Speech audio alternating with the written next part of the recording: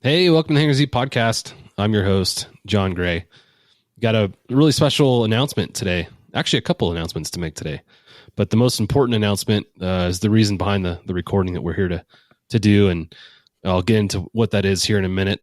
Joining us on the podcast today is Jeff Rakovich. How you doing, Jeff? I'm doing well, buddy. How are you? We're good. Or I'm good. We're... Yeah. Who's with me? Nobody?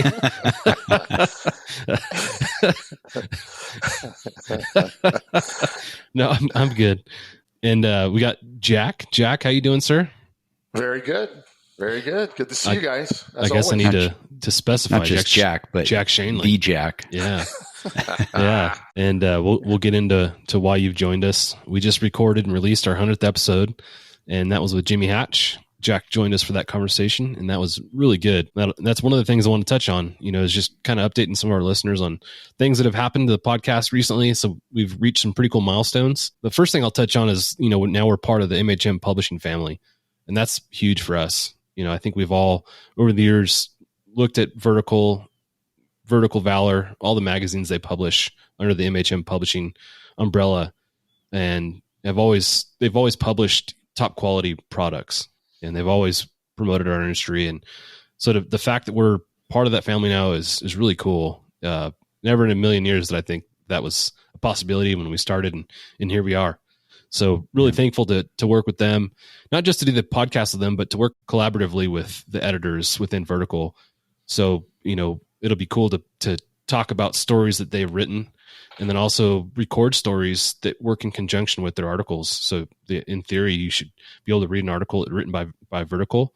And then we'll also do a podcast, and you'll have the podcast linked within the Vertical article if it's a collaborative article.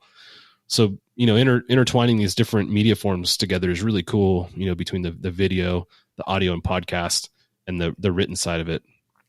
So that's the first thing that I wanted to touch on. The second thing is we just celebrated our 3rd anniversary. So, that was something, it's a big deal for us. I talked about it on that podcast, didn't ever envision us getting 3 years down the road, and here we are, and we're only getting better.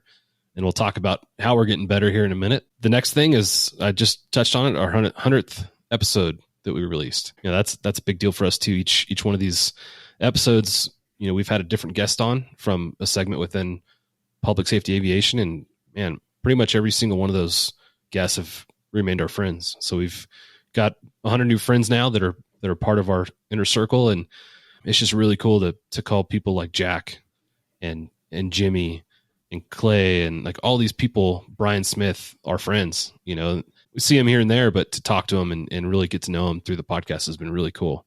Outside of that, the test was a couple episodes back when we had Sean on, and we were calling everybody, and they were actually answering their phones. So that was the real test.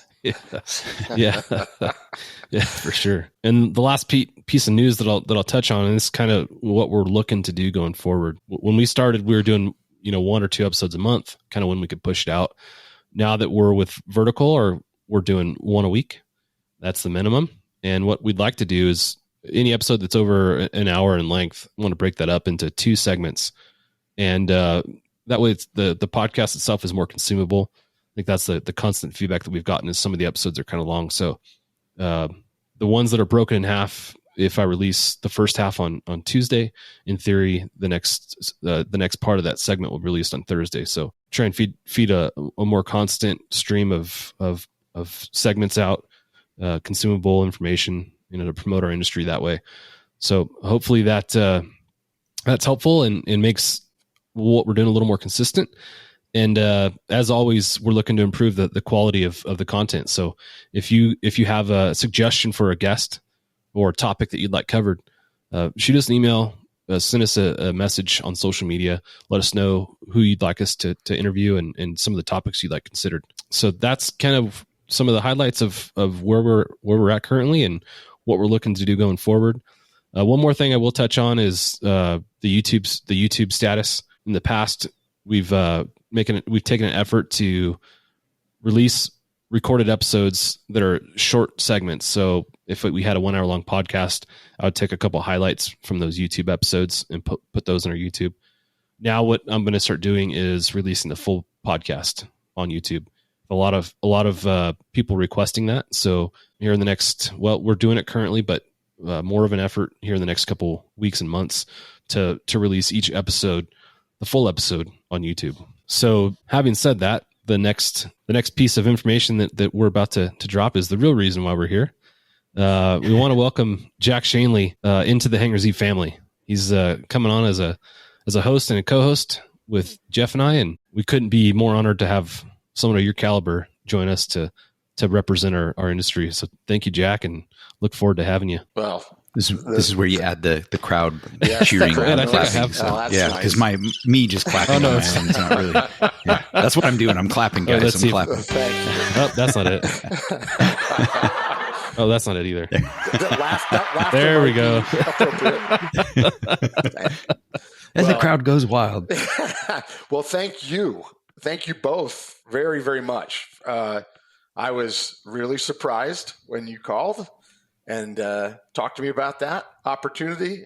And it was a tough negotiation, wasn't it, John? Really difficult negotiation for me to agree to do this. I think I got yes out of my mouth before you finished your sentence. And then the bonus was, I'm getting a Hangar Z polo and a light. I mean, it's like,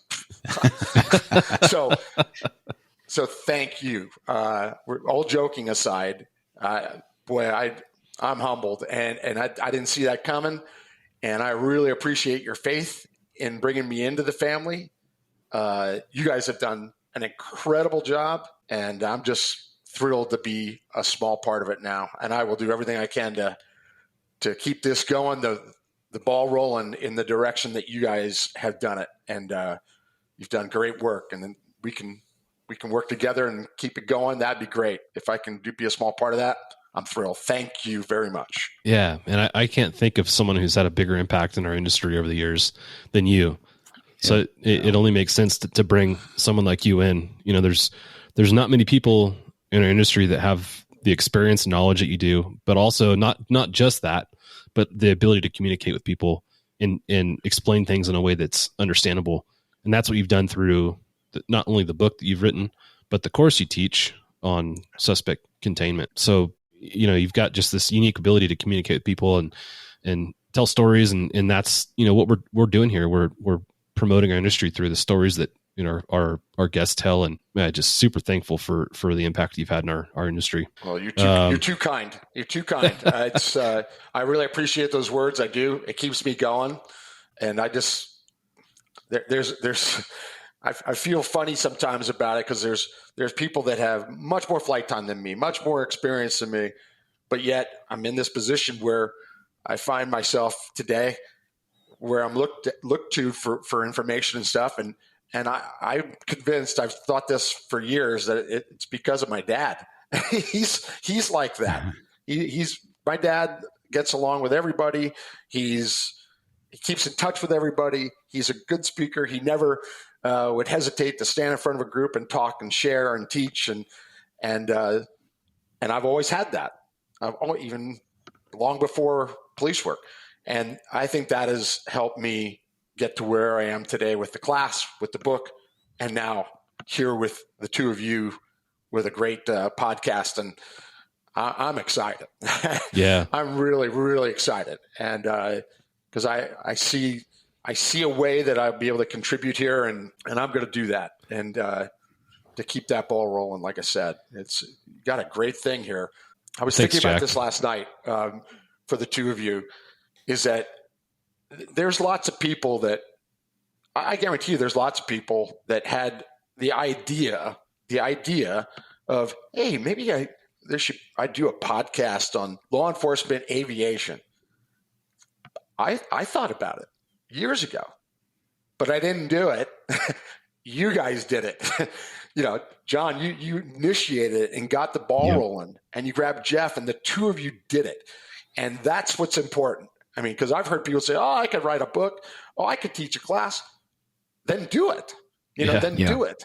Most people don't have, I don't want to say the courage to do it, but courage is part of it. I mean, you need to put the work in, and you need to, take that extra step. It's easy to talk about doing something. It's much harder to do it. And the two of you did it. And here we are, 100th episode. Man, I know you keep talking about how proud you are of it. You should be. That's incredible. It's incredible. And so that's why I was so thrilled when you asked and just went, oh my gosh. Yeah. They took all the risks. They did all the work. They did all the hard stuff. Me coming in at episode 100 is easy. I mean, my job's easy compared to what you guys had to go through. And I'll just leave it at that and say thank you for the invitation, but thank you for getting it going too. It's not easy to do. It's been fun. Like I said, each episode's a new friend. So just building our circle that way has been a lot of fun. And you were part of this, whether you knew it or not, when you were a guest. And I know you and Tony Weber go back and forth as to how many times you've been on, but that's, like I talked about it before, the backbone of the podcast is the guests that we have on, and you were part of that from the beginning. So kind of in that. Now we're never going to hear it from Weber when he finds this out. I know Jack's probably already texted him. So yeah. We should call Tony and have him be the first guest. You guys were, when you were doing the phone calls, there was texting going on when you guys were still recording that I got from Tony saying, "Oh, I just got a thank you call from Hangar Z," and I'm like, "Yeah, I know."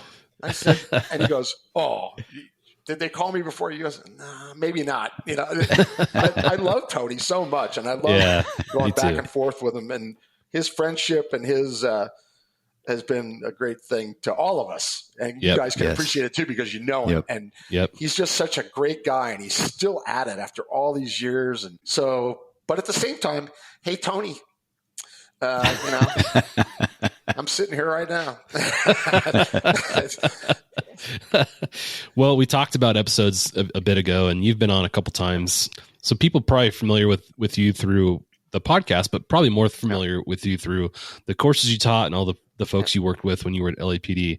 But for those that may be tuning in for one of the first times and aren't familiar with Jack, can you just give us an overview of kind of your career, the things you did and whatnot? Sure. I'll give you the Reader's Digest version. I came into law enforcement as a part-time deputy in 1980 when I was still in college in Berks County, Pennsylvania, with Berks County Sheriff's Office. Great opportunity. And in 83, I made a big move from a small town in Pennsylvania to Los Angeles and became a member of the Los Angeles Police Department. The 43rd anniversary of my class is coming up in November. November 1183 was my class. And certainly I worked patrol in both the Valley, in probation, South Central as a police officer and a training officer. Worked Hollywood Vice for an 18-month stint. Went to Metropolitan Division, citywide work, crime suppression unit. For those that aren't familiar with Metro, can you talk about Metro? And like, that's a big deal. Yeah.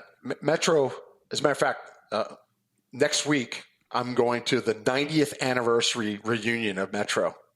And there's going to be hundreds and hundreds of people there. And I can't wait. I cannot wait for that.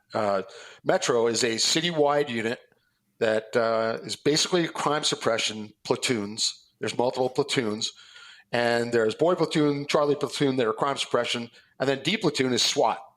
Is when you hear LAPD D team, it's D platoon. They're a platoon of Metro, and then K9 and mounted unit.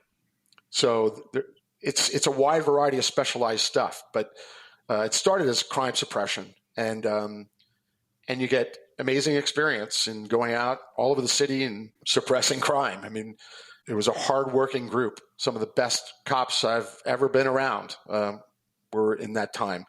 And once you were in there, then people would go, not everybody, but some people would say, I want to go the SWAT route or the K9 route. And I went the K9 route based on an early K9 search. I did that, and I ended up being in K9 for about 5 years. Great experience. Oh, my gosh. Just amazing. I learned so much during that 5 years. It's amazing. And then a friend of mine, Pat McNamara, was a tactical flight officer at Air Support, called me up and said, hey, there's tactical flight officer openings. And I believe, Pat McNamara, believes that you would be really good at this.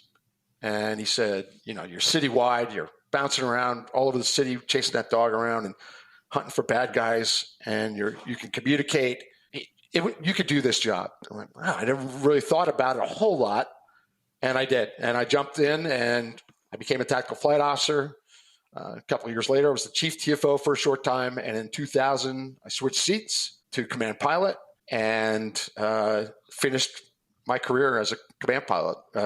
16 years as a command pilot. Within the unit, I was in all sorts of different cadres. I did surveillance, I did patrol, obviously, but I was within the airborne platform shooting cadre, ended up being the lead of that cadre toward the end. I was a CFI, so I was a check airman. I was doing check rides because we did quarterly check rides, and we had, 40 pilots, so constant check rides. That was a great experience. I was a military liaison. I did formation flight toward the end, something I resisted for a long time and then got convinced, come on, you got to do it. And I went into the formation flight cadre.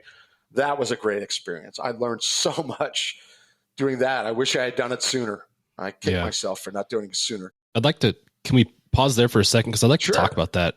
Unfortunately, formation flights have become fairly common as of recent, with all the officers that have been killed in the line of duty. And, that's a topic all, by itself as to how and why these officers are being murdered. We just had the LA County deputy that was shot and killed. And luckily the suspect was taken into custody, and it looks like he's probably going to be the guy. But a lot of agencies are participating in these formation flights now. And I know a lot of agencies do not have a formal training program that, talks about and how and why you participate in these programs with other agencies. So can you kind of highlight some of the points you taught in that formation flight training? Sure. Well, I was more the student because came in late in my time there, but some of the basic principles that were important, and I've gotten phone calls about this, by the way, from around the country saying, "Hey, we're going to do a formation flight. Any tips on that?" And the number one thing that I tell them is, you've got to take this very, very seriously. This is some of the most potentially dangerous flying that you can do is in a diamond formation with 4 aircraft. I don't care if it's F-16s or Blackhawks or A-Stars or Cessnas. It doesn't matter.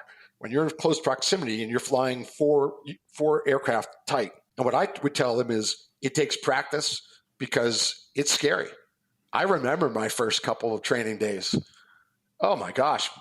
We go out for an hour. You come back and your hand felt like you were lifting weights for all day because you were stressed, because of the stress, because you're a couple rotor discs away. So what I would tell people is, don't go jumping into this and think, well, we've never done this before, but now we have to do it for this funeral.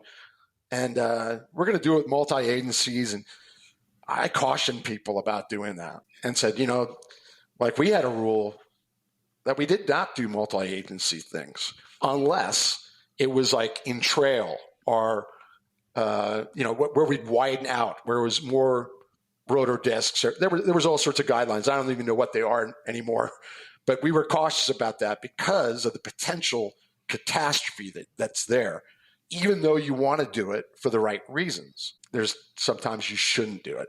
Yeah. It takes practice to do it right. Not just the timing of getting there. I just watched one the other night that it came up as a memory that my daughter filmed at Dodger Stadium that we did. And, the timing from the end of the national anthem until when we got there, it wasn't good, and it was rarely on time. And sometimes it was terrible. Other times it was pretty close, but that was a hard thing to do. But the timing is mildly interesting in the big picture of things. The tightness, I watched it. I went, wow, I remember that. Yeah. That was stressful. I remember which bird I was in, and it was stressful because we were so tight and you're over Dodger Stadium. And then at the very end of my career before retirement, the last thing I did with the formation flight was I was the flight lead for an opening day flyby at Dodger Stadium. That's very cool. Stressful, but it shouldn't be taken lightly. That's the number one thing because it's potentially dangerous. Yeah, I think my suggestion to agencies is like Jack said, if you're going to do a multi-agency event, you need to train with those folks and be comfortable flying with each other and know that the other folks that are part of it are also trained and understand what's involved. Yeah. Putting folks in for the first time in a formation flight probably isn't something you want to do over a live event for a lot of reasons. So I like what you guys were doing at LAPD, that you had a cadre that was dedicated to that, and the folks that participated in those trained together all the time, and you knew what to expect out of everybody you flew with. So multiple training days a year, multiple flybys. Then, not just our own fallen, but it could be for other events, memorial services, police memorial services. We did a USC game. I remember doing that. I remember that vividly. I was with Manny Dickerson, who you know, and fireworks went off that we didn't know about on short final the Coliseum, and we're looking at it going, do we abort? I mean, they're going off right in front of us by where the flame is, and the Olympic torch flame the area, and then they stopped, and we said, "All right, we're going." And we flew through a little bit of haze from the smoke of that, and it was the unexpected. We didn't know that, and things like that. Yeah, that could be catastrophe So we lived and learned, and but again, I cannot stress enough, you cannot just throw people into that because it's different. Very experienced pilots would get in there and go, "Oh, no, thank you. I don't want to do this." I was one of them for a long time. I said, "Nah." They kept bugging me. Come on. You do all this other stuff. Do this. No, thank you. And then I finally caved, and I'm glad I caved because I really enjoyed it. But it was stressful. Yeah.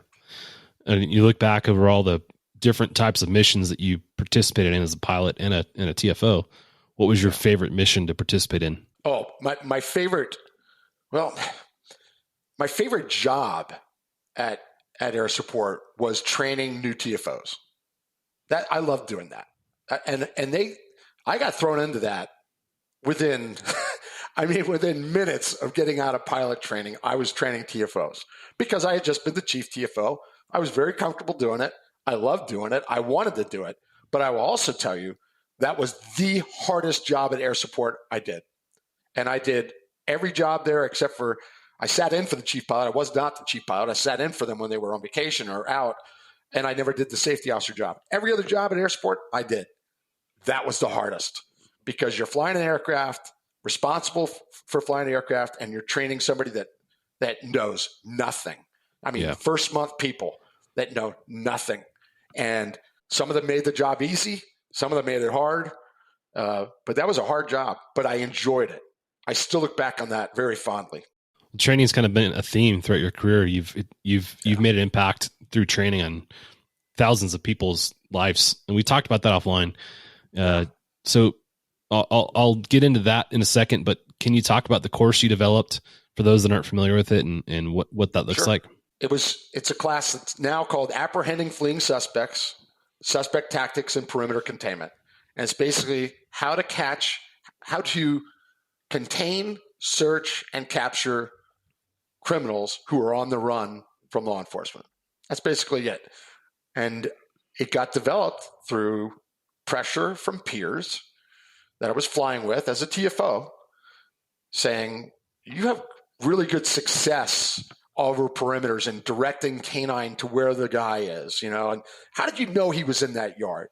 And I tell them I didn't know, but I made an educated guess based on my canine time and my patrol time and my experience. And they go, you got to share that with people. Rick Lowen, pilot was Rick Lowen, who I'm still dear friends with. And he pushed me. He said, develop a 2-hour class on that. Okay. So I did. And I ended up teaching it at the CHP Aircrew course. California Highway Patrol had an aircrew course at that time. Cindy Barrett ran it. She did a great job. It was an annual thing. And I got plugged in for 2 hours. After the first class, she said, I need 4. I'm like, okay. After that, she goes, can you do 6? I go, yeah. And next thing you know, it's 8. And the rest is history. That was 23 years ago. Wow. And And then ALEA, now APSA, picked it up, and I started doing it for them at regionals. And then departments started calling me. Anaheim was one of the first ones. Tom Urso from Anaheim called and said, hey, we need you. We need this information. Our patrol guys need to. I mean, and it just took off. Yeah. And it's just, I look back on it now and just go, how did that happen? I mean, 2-hour block at a small aircrew course that turned into thousands and thousands of officers around the world that have been exposed to that class and are still calling me to teach the class. I'm amazed by it, and I'm humbled by it, but I'm also excited about it. Yeah, it's Jeff and I've talked about it quite a bit. It's one of those things. Suspect behavior doesn't change over the course of time, and I think you describe how, I mean, at the root of it, animalistic behavior drives these people to run, and that doesn't change. So the tactics that we employ to contain them shouldn't change either. And in fact, I think you've refined it and made it, even better over the years. My first introduction to you was through that course. You taught a course at, I think it was Fontana PD, and I think it was in a steel workers union hall. And I think it was like a 500 seat auditorium is how I remember it. And it was packed. And, that was honestly probably the best class that I ever took that pertained to every single aspect of the career, because our job in law enforcement, whether you're in aviation, patrol, you're in the bureau as a detective or anything else, the root of our job goes to containing and arresting bad guys, taking them off the street. And that class touches on just that. So that class is for everybody, whether you're in aviation or anywhere else. So it's really cool to see now whole agencies asking you to come out and provide that class for them. Yeah. And I asked the question offline, and I'll ask it again just for round numbers. If you were to think over the years of all the students you've impacted, when I say students, I mean police officers, through your course, again, not just in the U.S., but worldwide, what would your guess be as far as the numbers go? Yeah, as we talked about, I've never sat down and added it.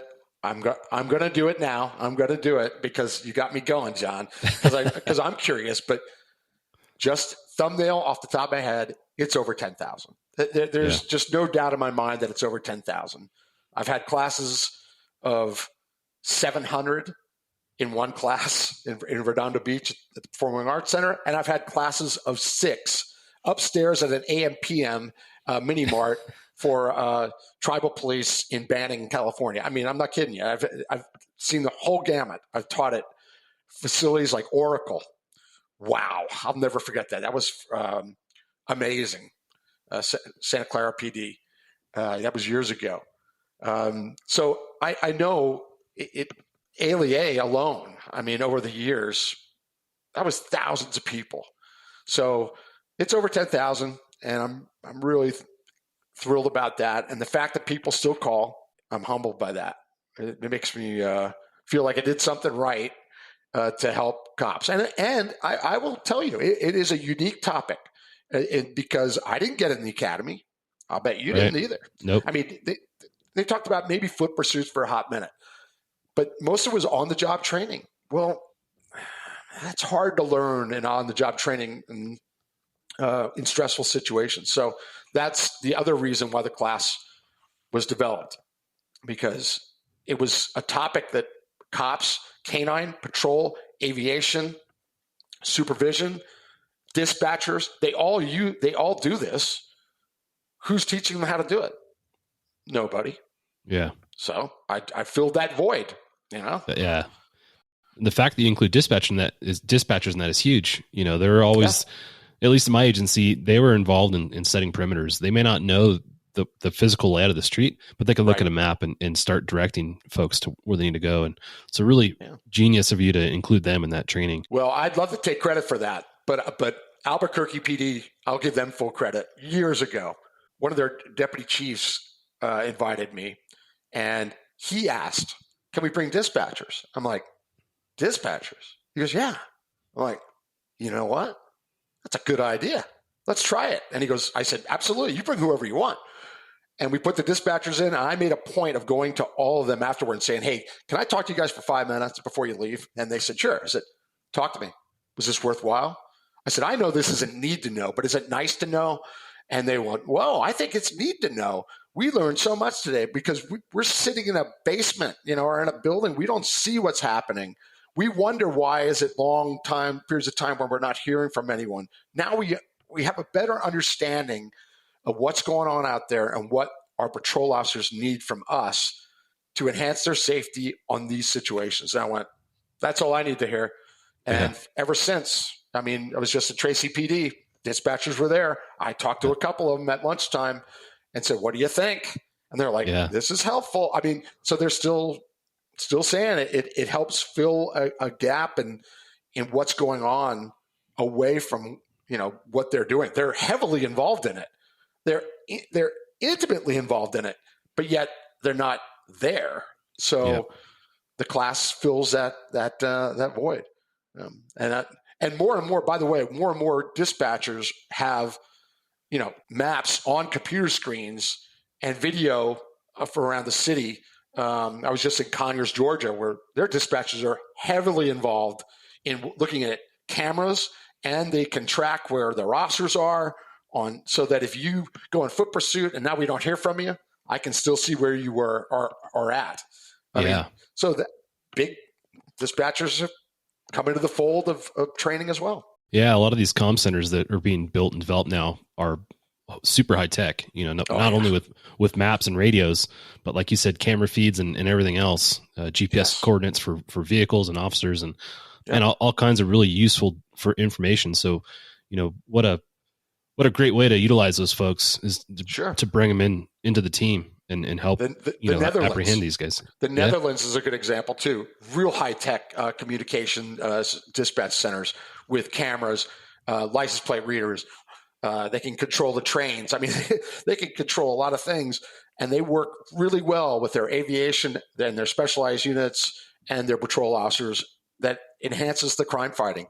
I was amazed when I visited one of their dispatch centers years ago with that thought. We'll have to get Harold on here to tell us more about that. Harold Brink. Yep, you're on our list. You're not getting away. Yes, you are, Harold. You're coming.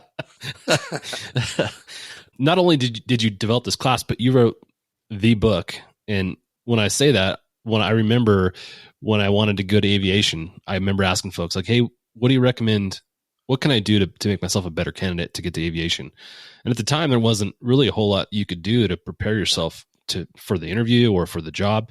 But the one recommendation from everybody that I talked to was get your book. That was the Bible for public safety aviation, and still is, because of the tactics that you talk about in there are tactics that we're employing on a daily basis. So just a shout out to your book. That's still widely available. Is your website still up in selling those, or is it primarily only on Amazon? No, it's a variety of places. ccthomas.com is the publisher. CC Thomas, you can get it direct from them. It's on Amazon. It has links on my website at officertactics.com. It still sells, every year. I get a report and still selling. As a matter of fact, a couple of years ago was the biggest year since it came out. It came out in 2007. And it's because of, Jeff said it before, you've said it. This stuff, it stays. As long as there's bad guys running, there's going to be cops that are going to either have to chase them or contain them. And it's a topic that's going to remain.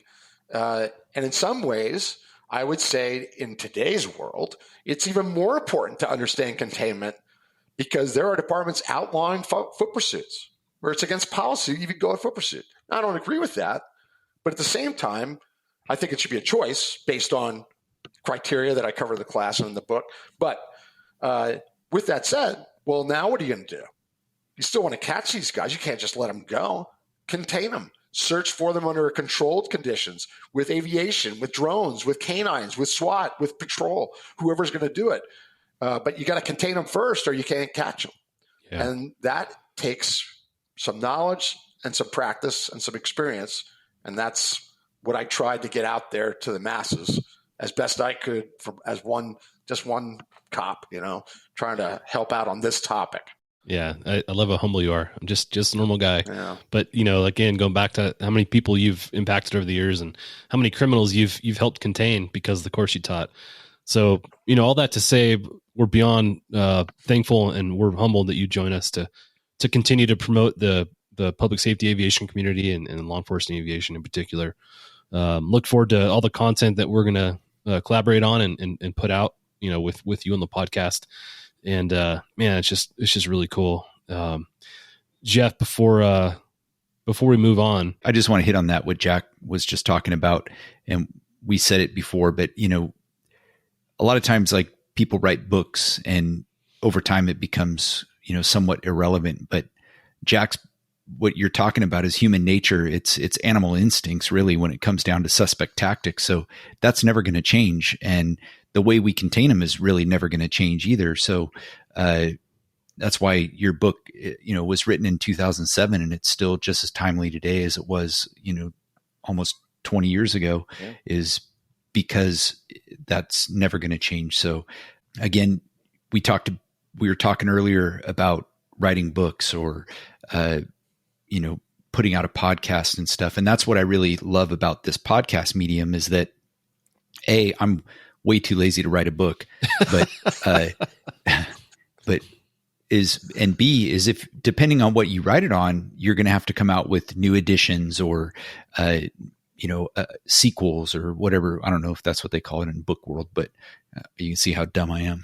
I am reading a book right now, by the way. I actually have a book. Does it have words or pictures? And it's not a picture book either. That's the amazing part about it.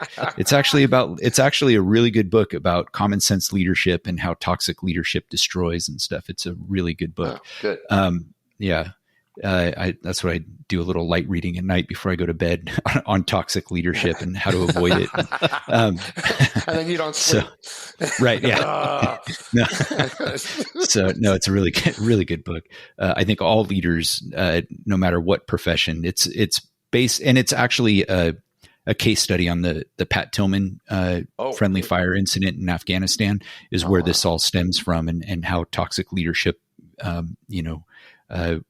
was partially to blame for that friendly fire incident. But anyway, the podcast medium allows us to continue a chapter every week. And so now we've written 100 chapters, like we were talking about earlier at the 100th episode. And to be able to do it and to shift and go different directions is what I think is the best part about a podcast. And it's really how people are consuming, media these days. They can listen to it in their car, which is the reason why we had long episodes, because I used to have to drive far. But, this is, I think, just to get back to Jack, is really just bringing you into this is like it's a no-brainer, and we should have had you on the podcast with us a long time ago, I think, because it brings even more legitimacy to what we're doing. And, you're someone that everybody loves to hear. And we've all sat in your classes and enjoyed it immensely. Both the stories, just your personable way of delivering, what could be considered some dry content is not the fact when you're sitting in one of Jack's classes. And then how personable you are outside of the classes. And I've talked about it, going to the LAPD school, and then I needed a ride over to the county building. And, next thing you know, Jack's giving me a ride in the, one of the LAPD vans over to, this meeting that I had to go to. And I'm sitting there thinking, holy crap, the guy that wrote the book is giving me a ride, in a van. So, but that's really, we talk about airborne law enforcement being a very small community, but you're like the big fish in that small pond. And so having you on this podcast with us is just, it's a no-brainer, but it's really, we love talking to you. We love hearing from you. And the fact that now we get to do that on a more regular basis, I think is just a really welcome addition. And I think refreshing, especially for the people that get tired of listening to me talk. And now they get to listen to Jack, somebody that's way more interesting. You're too kind, Jeff. Thank you so much. It means a lot to me. It does. Both of you guys are big supporters of me and what I've done, and I appreciate that. And I'm just really proud to be part of this now, and just to keep this information is important for these young cops and young TFOs and young pilots. They need this stuff, and some of them don't think they do. But then they find out and they go, oh yeah, I think I need more of that. And you guys have done really well with your choices of topics, and I just think it's going to be great. I mean, the Hatch interview that we just did and just came out, just incredible information, not just for aviators, for anybody in law enforcement, military, spouses of first responders. I mean, it's an important topic, and he just made it fun and easy for us. Man, that was great. Jimmy's fantastic at it. Yep. So I'm glad to be here. Well, for those that might be hearing us talk about your course and are saying, where could I find out more information, or how could I book some of these courses through Jack? How could they get in touch with you, and where could they find that info? Well, it's officertactics.com. Officertactics.com is the website. It has all the information about the class, the bio, and ways to contact me. Jack@officertactics.com is a good email. And it's developed over the years. It went from an aviation class.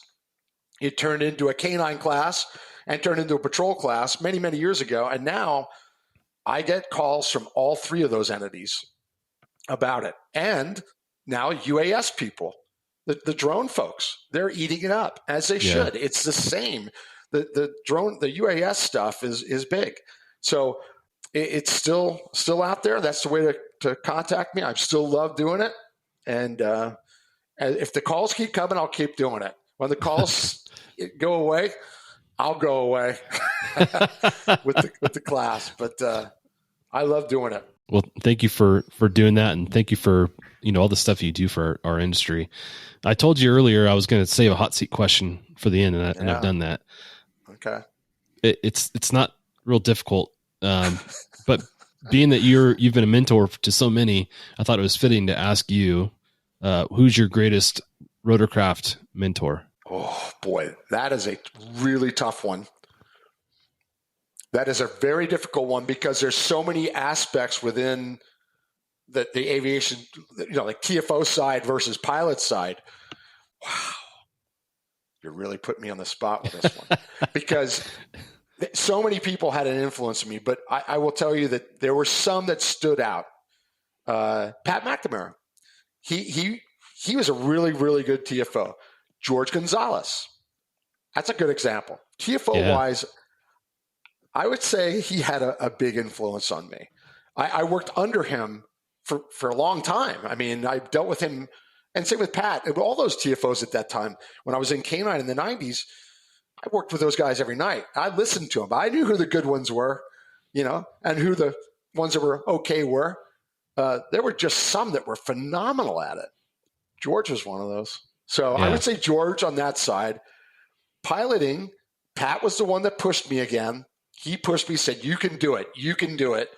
So I appreciate that. But I would say, Ed McEwen would be the pilot side. He was a CFI. I learned so much from Ed, I can't even tell you. And it's difficult to just say Ed. But Ed was a great instructor.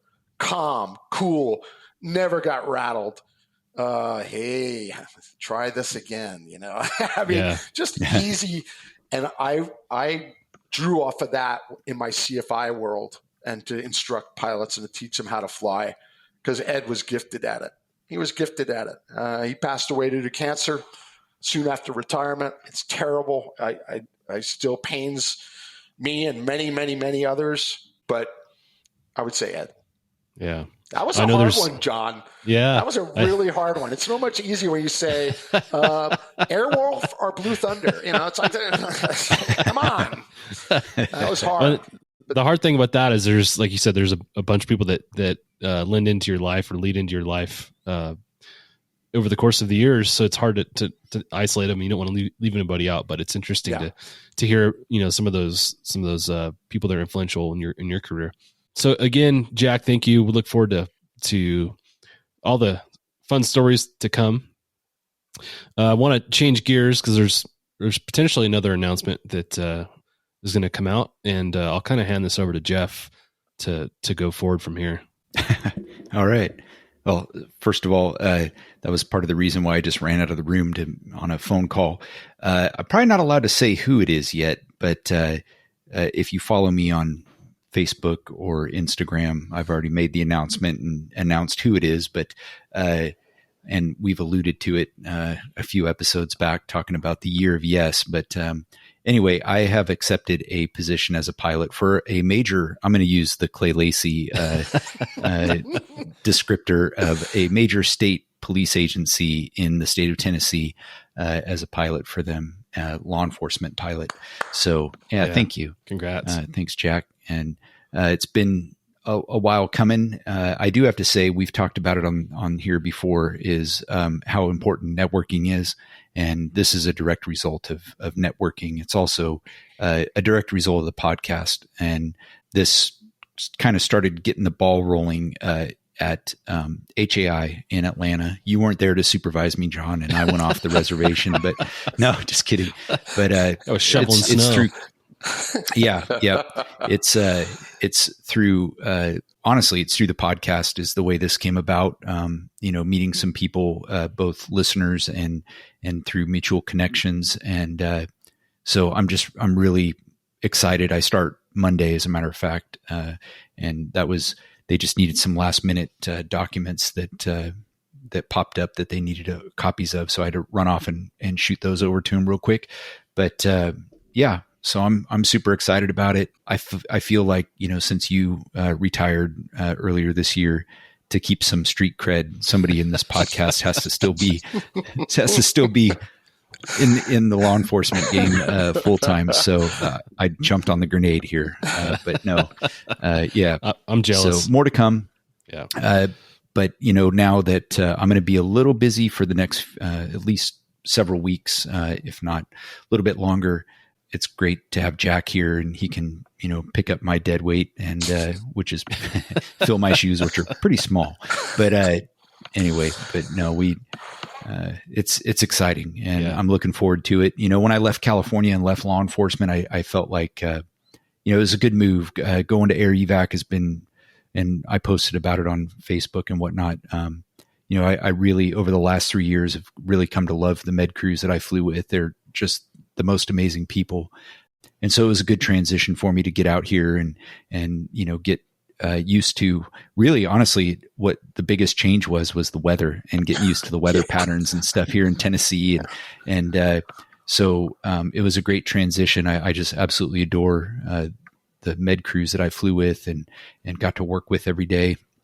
So it's very bittersweet in that regard, is that, they've become kind of like my friends and extended family out here. And so not seeing them every day or, every other week is going to be an adjustment, but really looking forward to the opportunity to serve here in the state of Tennessee and get back into law enforcement aviation, which is obviously a little bit of a passion of mine. So, I'm glad to have this opportunity and very thankful for it. So I appreciate everything that you've done for me, John, and I'm not going anywhere, hopefully. So I still got to cross that bridge with the agency and make sure that we're good to go with the podcast. I don't see why they wouldn't. I mean, we're not running like a Joe Rogan thing or anything like that here, but who's to see what the future holds, right? But, just kidding. Well, it's funny you bring that up, because I had a couple people reach out and ask, where's Jeff? And you changed his social media handle. Is he quiet quitting? I'm like, I don't know. I don't think so. Oh, no.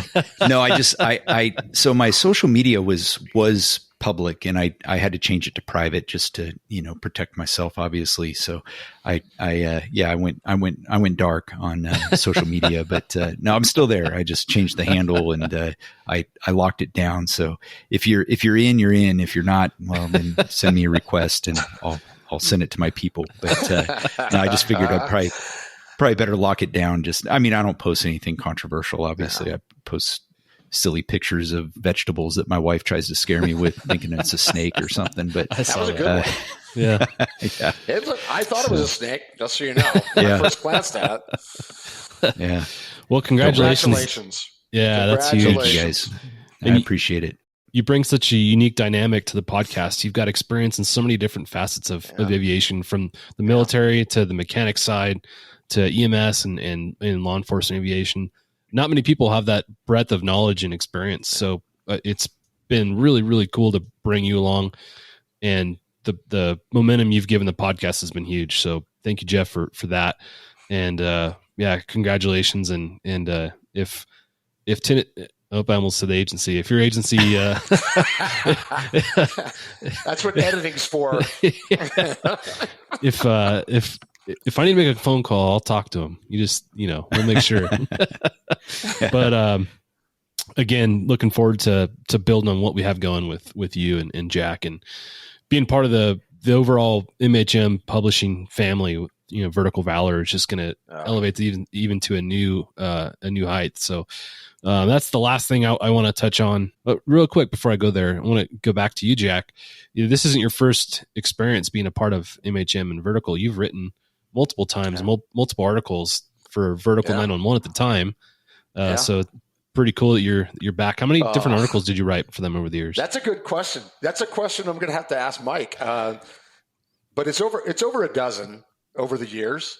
The opportunity that they gave me to do that, I cannot thank Mike and Linda and Elon and everybody at Vertical and Vertical 911 and now Vertical Valor for that opportunity. And now to be in this end of it as well, I'm very excited because Mike Reno is one of my favorite people. He's a great guy. He's just a great guy. I mean, I feel so lucky to have gotten to know him and Linda and all the people at Vertical over the years. And I haven't seen them in so long because I haven't been going to the national and international events. And I hope that changes because, this will change that a little bit, I hope, because I just love them. And you said at the beginning, the quality of what they put out in all their magazines, their multiple publications, it's the best. It's the best photography, the best articles, the best topics, the best editors that they have. I mean, Elon, for years, I've told her, you made me look good. I would give you an article and I'd get it back and go, oh my gosh. And she would find things and just change and just say, I hope it's okay. I'm like, okay. Oh my gosh. You made me look so much better there. I look like a goof, but so yes, I'm thrilled that this is part of that Vertical family because it's a great group of people. Yeah, for sure. And he's a trailblazer. He's a visionary. Derek Cast is right there with him, and those two are a powerhouse. They're coming up with some really, really unique ideas and visions. Man, I look forward to creating some more content with you guys and continue to push the stories of our industry out. And we'll have a beer here all together one of these days. And until then, cheers, boys. Cheers. Cheers.